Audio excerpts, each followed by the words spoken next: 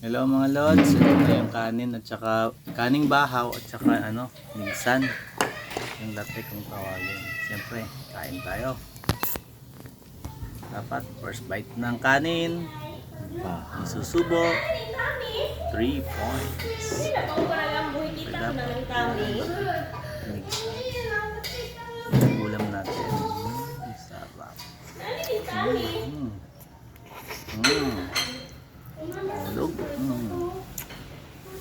Kahit nahulog, no problem.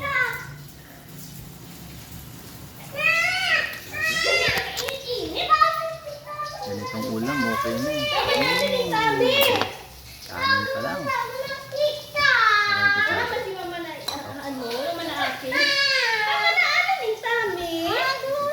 May tinik yata. Mga natinik ako ah. Wala naman. Sarap.